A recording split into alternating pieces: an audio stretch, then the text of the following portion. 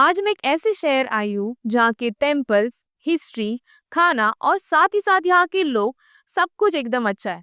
और ये शहर है कोल्हापुर।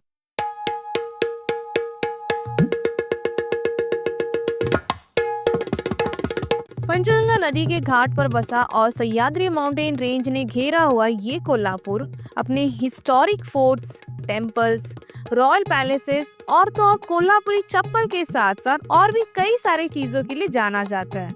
तो आज की इस वीडियो में मैं आपको इसी खूबसूरत शहर की टूर देने वाली हूँ, जिसमें हम इसके बारे में सब कुछ जानेंगे। लाइक यहाँ पर आप कैसे आ सकते हो, देन रहने के लिए क्या क्या ऑप्शन है, मंदिर के बारे में थोड़ी बहुत हिस्ट्री, और साथ ही साथ एंड ऑफ द वीडियो में आपको प्रॉपर बजट भी बताने वाली हूँ।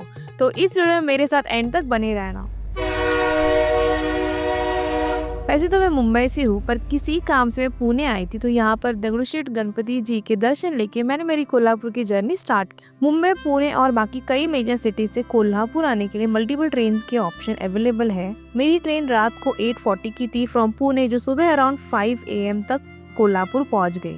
स्टेशन के पास ही आपको रिक्शा, टैक्सी, मल्टीपल ऑप्शंस मिल जाएंगे जो आपको अपने होटल तक ड्रॉप करेंगे। कोल्हापुर आने के लिए आप चाहे तो गवर्नमेंट या फिर प्राइवेट बस का ऑप्शन भी सिलेक्ट कर सकते हो, जो दिन भर चलती रहती है, जिनमें से मुझे ओवरनाइट बस का ऑप्शन हमेशा बेटर लगता है। अब इसके अलावा आप चाहे तो यहाँ पर बाय एयर भी आ सकते हो। Kolhapur airport is just 10 kilometres away from city centre, जहाँ से आपको कैब वगैरह मिल जाएगी सिटी तक आने के लिए।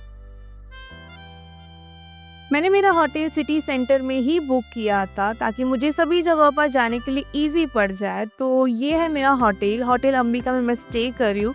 यहाँ पर 1000 रुपीज़ स्टार्टिंग है रूम का कॉस्ट, और यहाँ पर अच्छी खासी पार्किंग भी अवेलेबल है। ऑल्सो ये जो होटल है वो मेन महालक्ष्मी मंदिर से सिर्फ 15 मिनट के डिस्टेंस पर है। कोल्हापुर में बजट से लेकर लग्जरियस ऐसे मल्टीपल स्टेज अवेलेबल है, और इवन मेन टेम्पल के एरिया में कुछ भक्त निवास वगैरह भी अवेलेबल है। तो आप अपने हिसाब से कोई भी स्टे बुक कर सकते हो। मैंने कुछ बेस्ट रेटेड स्टेज निकाले हैं। आप चाहे तो 2 मिनट पॉज करके इन स्टेज का एक स्क्रीनशॉट ले सकते हो। बस ध्यान रहे कि इनका जो भी कॉस्टिंग है वो एज पर सीजन चेंज होता रहता है। ऑल्सो बुकिंग करने से पहले एक बार रिव्यू भी ज़रूर देख लेना। मैं तो अब मस्त फ्रेशन अप हो चुकी हूँ और काफ़ी भूख भी लगी है, तो मैंने ब्रेकफास्ट करने के लिए एक अमेजिंग जगह ढूंढ निकाली है। बस वहाँ जाने से पहले एक बार बाइक रेंट पे ले लेती हूँ। ऑल्सो यहाँ पर इंटरनली घूमने की क्या क्या ऑप्शंस है वो मैं आपको बताती हूँ। तो ये रही मेरी बाइक। मैंने मेरी बाइक प्राइम सर्विसेज से ली, जो कुछ 500 रुपीज़ लेते हैं 24 आवर्स का, जिसमें आप सिटी टूर कर सकते हो। तो बहुत ही सिंपल एंड अच्छा स्मूथ प्रोसेस रहा। उन्होंने मुझसे सिर्फ लाइसेंस मांगा और फिर मुझे मेरी बाइक मिल गई। अब यहाँ पर बात करके मुझे ये भी पता चला कि कोल्हापुर में आपको कार भी रेंट पर मिलती है, बट विथ ड्राइवर ही आपको मिलेगी, जो कुछ 2000 रुपीज़ चार्जेस लेते हैं। और इनका जो प्राइस है वो डिपेंड करता है कि आप कौन से प्लेसेस घूमना चाहते हो उसके ऊपर। ऑल्सो लास्टली आप चाहे तो यहाँ पर रिक्शा से भी सारे प्लेसेस एक्सप्लोर कर सकते हो। तो मैं कार रेंटिंग एंड रिक्शा दोनों का नंबर मैं नीचे डिस्क्रिप्शन में ऑल्सो स्क्रीन पर शेयर कर दूँगी। तो मैंने मेरी बाइक तो ले ली, अब चलती हूँ मैं ब्रेकफास्ट करने के लिए। तो अभी मैं आई हूँ कोल्हापुर के one of the famous hotel Bawada Misal, जहाँ की कोल्हापुरी मिसल बहुत फेमस है। तो वही मैं ट्राई करने वाली हूँ। मैंने इससे पहले कभी कोल्हापुरी मिसल खाई नहीं है, तो it's my first time. So I am going to give you my honest review after having this.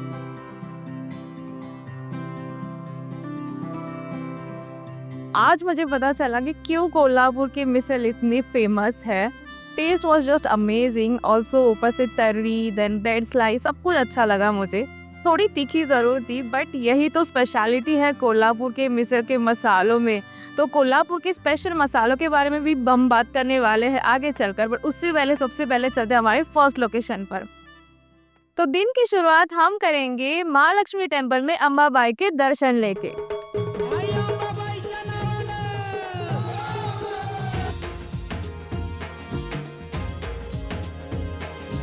मंदिर के टोटल 4 दरवाजे हैं, ईस्ट, वेस्ट, नॉर्थ, साउथ, और सभी दरवाजों के पास ही में पेड पार्किंग फैसिलिटी भी अवेलेबल है। तो अपना व्हीकल पार्क करके आप अंदर एंटर कर सकते हो।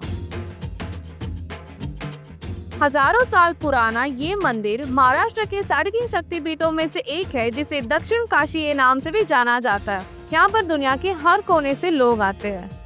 ये मंदिर 7th सेंचुरी में बिल्ड किया गया था by Karnadeva the ruler of Chalukya dynasty, जिसे कई बार रिनोवेट किया गया। मैं यहाँ नवरात्रि के टाइम पर आई हूँ और नवरात्रि में बहुत ज़्यादा क्राउडेड रहता है, तो दर्शन लेने में काफ़ी टाइम लग सकता है। तो अभी मैं जाती हूँ अंदर दर्शन लेने और फिर मैं बाहर आकर मेरा एक्सपीरियंस आपको बताती हूँ।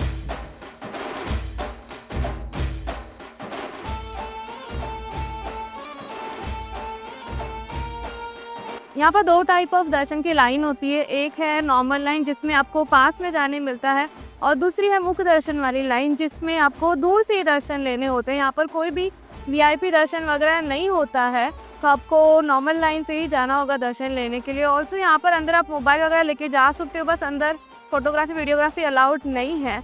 तो एज़ यहाँ पर भीड़ बहुत ज़्यादा है, तो मैंने तो मुख्य दर्शन लाइन में लगकर ही दर्शन लिए, तो मुझे कुछ अराउंड 15 मिनट्स लगे दर्शन के लिए। तो अगर आपको अब तक मेरा ये वीडियो पसंद आएगा तो इस वीडियो को लाइक करके चैनल को भी सब्सक्राइब ज़रूर कर देना। तो अंबाबाई के दर्शन करने के बाद हम जाएंगे यहाँ से हमारे नेक्स्ट लोकेशन पर, जो कि सिर्फ 1 किलोमीटर के डिस्टेंस पर है। सो गाइज, ये है टाउन हॉल म्यूजियम। इसे 19th सेंचुरी में बनाया गया था और इसका नियो गोथिक आर्किटेक्चर एकदम देखने जैसा है। इसका टाइमिंग है मॉर्निंग 10:30 AM to 5:30 PM तक, और ये मंडे को बंद रहता है। और यहाँ पर अंदर एंटर करने के लिए भी आपको एंट्री टिकट लेना होगा, जो कि है 10 रुपीज़ पर पर्सन। यहाँ भी अंदर फोटोग्राफी वीडियोग्राफी करना अलाउड नहीं है, बट अंदर बहुत कुछ है देखने जैसा, like coin collection, then Shahu Maharaj की कुछ चीज़ें, तो आप डेफिनेटली यहाँ पर आए। So after town hall museum, next place जहाँ मैं जा रही हूँ वो है न्यू पैलेस।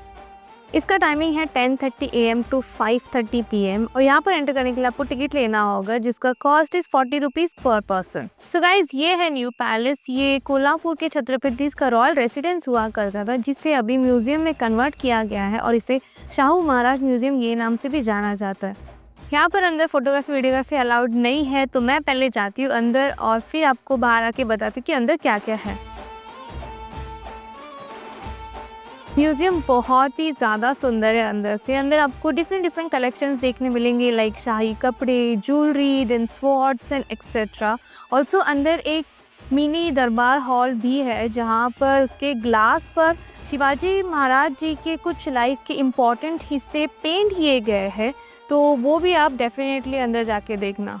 ये सिर्फ अंदर से ही नहीं, बाहर से भी काफ़ी ज़्यादा खूबसूरत है और वेल मेंटेन है। यहाँ पर बड़ा सा गार्डन है, जहाँ पर आप इवनिंग के टाइम पर आके मस्त रिलैक्स कर सकते हो। सो साथ ही में साइड में एक छोटा सा जू भी है, जहाँ पर आपको स्पॉटेड डियर्स देखने मिलेंगे। उसके बाद एक छोटा लेक भी है। तो ये जगह हिस्ट्री और हेरिटेज लवर्स के लिए एकदम मस्त विजिट है। तो अब मस्त लंच करने के बाद मैं आई हूँ हमारे नेक्स्ट लोकेशन पर, जो है सिद्धगिरी कानेरी मठ। यहाँ पर बड़ा सा ओपन एयर म्यूजियम है, जहाँ पर एंटर करने के लिए आपको एंट्री टिकट लेनी होगी। तो उसका पर person charges is 200 rupees for adult और 100 रुपीज़ फॉर किड्स। तो एंट्री टिकट लेके चलो देखते हैं अंदर क्या क्या है। ये म्यूजियम 2007 में बनाया गया था और इसका मेन पर्पस था कि हमारी पूरी इंडियन विलेज लाइफ को प्रिजर्व किया जा सके, और जो रेवेन्यू म्यूजियम से जनरेट होता है वो डायरेक्टली सिद्धगिरी हॉस्पिटल को सपोर्ट करता है, जहाँ लोगों को फ्री और अफोर्डेबल ट्रीटमेंट मिलती है। अब सबसे इंटरेस्टिंग चीज़ ये है कि ये म्यूजियम इंडोर भी है और ओपन एयर भी। जब मैंने अंदर एंटर किया तो सबसे पहले तो फ्लावर गार्डन था, जहाँ पर एंशिएंट इंडिया के सीन्स दिखाए हैं, और वो कल्चर जिसमें इंडिया एक सेल्फ सफिशिएंट था वो भी दिखाया गया है। यहाँ पर आपको पूरे एक विलेज का 3D वर्जन देखने मिलता है, और ऐसा लगता है कि जैसे आप टाइम मशीन से 200-300 साल पहले आ गए हो। म्यूजियम के अंदर 300 से ज़्यादा सीन्स और लगभग 3000 स्टैचूज बने हुए हैं, और हर एक स्टैचू लाइफ साइज और बहुत ही रियलिस्टिक लगता है। मुझे पर्सनली ये म्यूजियम बहुत ज़्यादा पसंद आया, बट अगर आपके साथ कोई ओल्ड एज होगा तो उनको यहाँ पर ना ही लेके आए, बिकॉज ये पूरा म्यूजियम एक्सप्लोर करने में आराम से 2-3 घंटे लग सकते हैं, और ये पूरा म्यूजियम आपको चलकर ही एक्सप्लोर करना होगा।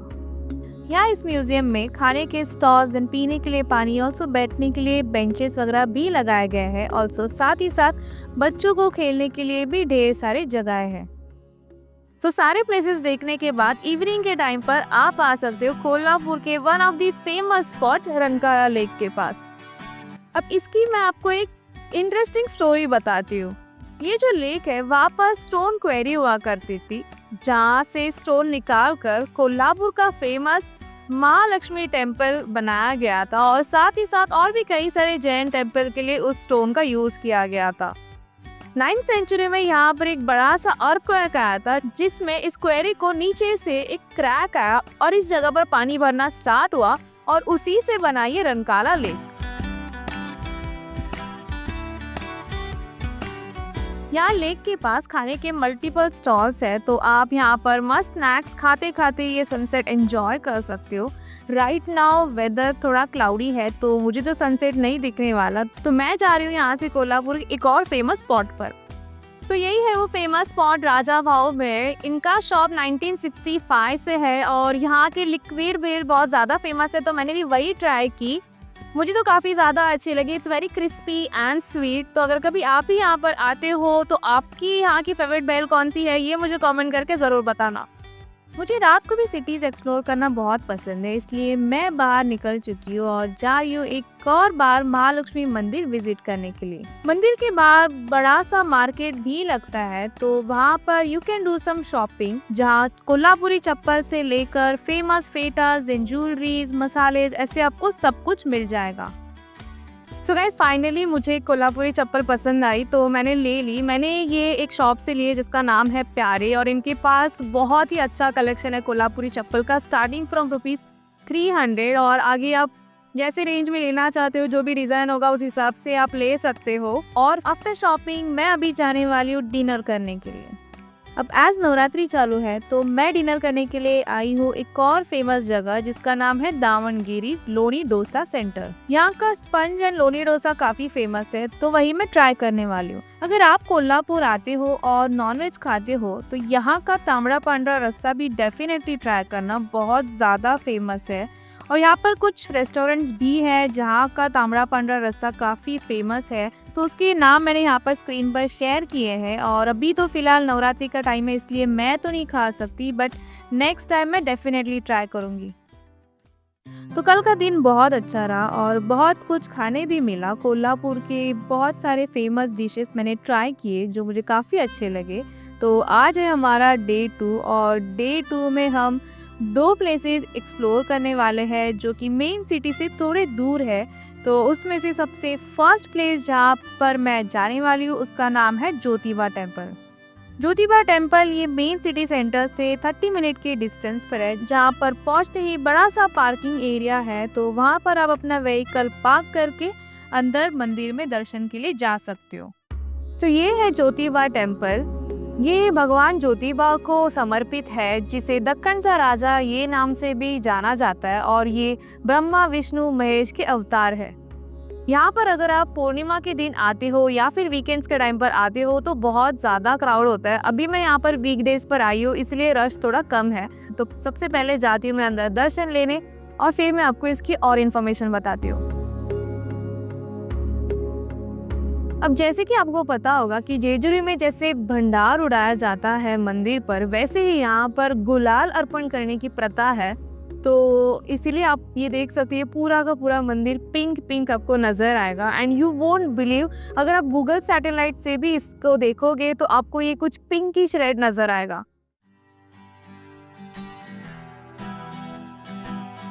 तो ज्योतिबा मंदिर में दर्शन लेने के बाद वहाँ से हम जाएंगे नेक्स्ट लोकेशन पर, जो कि है पन्हाला फोर्ट। पन्हाला फोर्ट वहाँ से सिर्फ 20 मिनट के डिस्टेंस पर है।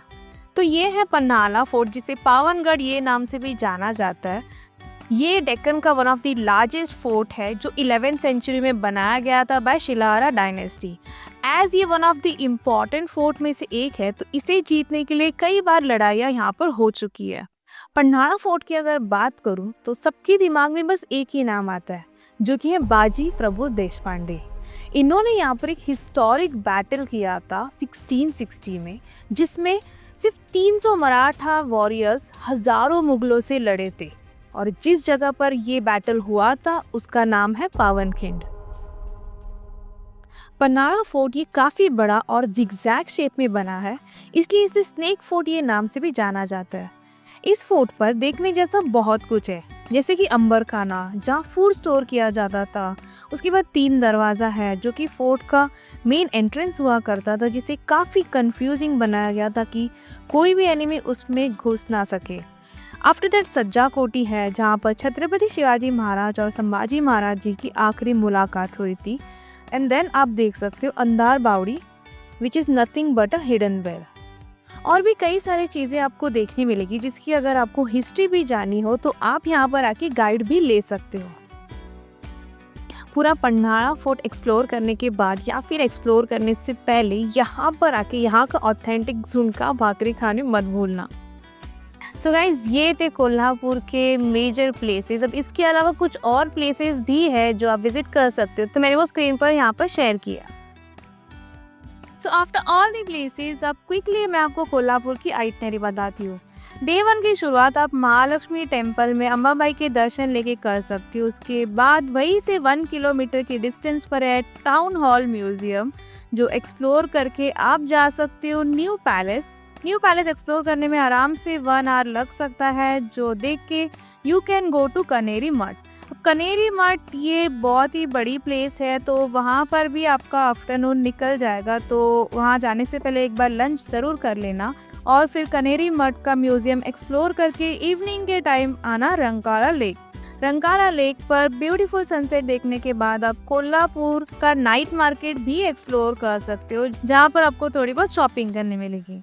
अब डे 2 में आप 2 और प्लेसेस विजिट कर सकते हो जो कि मेन सिटी से थोड़े दूर है, जिसमें सबसे फर्स्ट इज ज्योतिबा टेम्पल, जो मेन सिटी से 30 मिनट के डिस्टेंस पर है, और फिर वहाँ पर दर्शन लेके आप जा सकते हो पन्हाड़ा फोर्ट विजिट करने। आफ्टर ऑल दिस अब हम सबसे इम्पॉर्टेंट दैट इज इसके बजट की बात करेंगे। बजट में मैंने ट्रांसपोर्टेशन का कॉस्ट इंक्लूड नहीं किया है, एज वो डिपेंड करता है कि आप कहाँ से ट्रैवल कर रहे हो, किस मोड ऑफ ट्रांसपोर्ट से ट्रैवल कर रहे हो। सबसे पहले अगर अकोमोडेशन की बात करूँ तो अकोमोडेशन का स्टार्टिंग कॉस्ट है 1000 रुपीज़ पर नाइट फॉर 2 पीपल। उसके बाद अगर आप बाइक रेंट पर लेते हो तो उसका कॉस्ट है 500 रुपीज़ फॉर 24 आवर्स, जिसमें फ्यूल का एक्स्ट्रा कॉस्ट आपको लगेगा। उसके बाद अगर आप कार यहाँ पर रेंट पे लेते हो तो आपको वो विथ ड्राइवर ही मिलेगी, जिसका कॉस्ट होता है कुछ 1500 रुपीज़ से लेकर 2000 रुपीज़ के बीच, और ये कॉस्ट डिपेंड करता है कि आप कौन सी लोकेशन विजिट करना चाहते हो। अब इसके अलावा आप चाहे तो यहाँ पर ऑटो से भी साइट सीइंग कर सकते हो, जिसका कॉस्ट होता है 800 रुपीज़ टू 1000 रुपीज़ के बीच, और ये भी डिपेंड करता है आपके लोकेशंस के ऊपर। यहाँ के सारे एंट्री टिकट की अगर बात करूँ तो अराउंड कुछ 250 रुपीज़ आपको लगेंगे, और एट लास्ट अगर फूड की मैं बात करूँ तो कुछ 500 टू 700 रुपीज़ के बीच आपको लगेंगे पर पर्सन पर डे, जो कि टोटली आपके ऊपर डिपेंड करता है। तो आपका कोल्हापुर घूमने का टोटल कॉस्ट होगा 3000 रुपीज़ फॉर 2 डेज 1 नाइट पर पर्सन। सो गाइज ये थी कोल्हापुर की कंप्लीट टूर। मैंने तो यहाँ पर आके बहुत ज़्यादा एंजॉय किया और काफ़ी सारे अलग अलग प्लेसेस देखे मैंने। तो अगर कभी आप भी कोल्हापुर आना चाहते हो या फिर ऑलरेडी आ चुके हो तो आपका यहाँ का एक्सपीरियंस कैसा रहा ये मुझे कमेंट करके ज़रूर बताना। और उसी के साथ साथ अगर आपको आज का मेरा ये वीडियो पसंद आया होगा तो इस वीडियो को लाइक एंड शेयर करके चैनल को सब्सक्राइब करके बेल आइकन भी ज़रूर प्रेस करना, ताकि जब भी मैं कोई न्यू वीडियो बनाऊँ तो आपको उसका नोटिफिकेशन जब आ जाएगा। By that time, keep traveling with Tejasvi.